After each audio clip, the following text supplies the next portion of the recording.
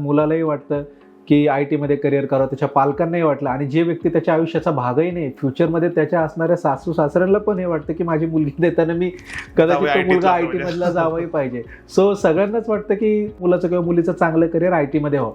पण हा अप्रोच ठेवताना आजच्या सिच्युएशनमध्ये पॅरेंट्स आणि स्टुडंट्स म्हणजे मुलगा आणि आई वडील ह्या दोघांनी पण जर व्यवस्थित अप्रोच ठेवला फॅमिलीने, तर त्या स्टुडंटचं लवकरात लवकर IT करिअर चालू होतं सर. आणि हे करत असताना मला सर्वात अगोदर पालकांना सांगायचं आहे की जेव्हा तुम्ही अप्रोचबद्दल बोलताय ना, तर आपल्या पिढीमध्ये कसं होतं, पालकांच्या पिढीमध्ये, की डिग्री घेतली म्हणजे कन्फर्म जॉब मिळालाच. त्यावेळेस तर डिप्लोमाला पण खूप जास्त व्हॅल्यू होती, जी आजकाल अजिबातच नाही.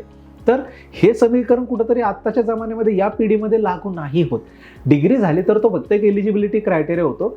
तर जे पॅरेंट्स आहेत त्यांनी जर एखाद्या त्यांच्या मुलाचं किंवा मुलीचं ग्रॅज्युएशन झालं, त्याला अजून जॉब नाही मिळाला, तर अगदीच त्याला असं कोसलं नाही पाहिजे किंवा त्याला टोमणे वगैरे नाही मारले पाहिजे.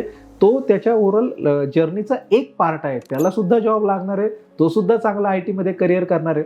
पण पालकांनी सगळ्यात महत्त्वाचं आहे ना, करिअरच्या केसमध्ये, बाकी कुठल्याही केसमध्ये असेल नसेल माहित नाही, पण ज्या पालकांना असं वाटतं महाराष्ट्रातील सर्व आपल्या मुलाचं जे किंवा मुलीचं चांगलं IT करिअर चालू आहे, तुम्ही त्यांचे मित्र बनून राहा. त्याशिवाय तुमच्या मुलाचं किंवा मुलीचं चांगलं IT करिअर लवकर चालू होणारच नाही. नंतर होईल, वेळ जाईल. तुम्ही जर त्याचे मित्र बनून राहिले तर ते लवकर नक्कीच होणार आहे.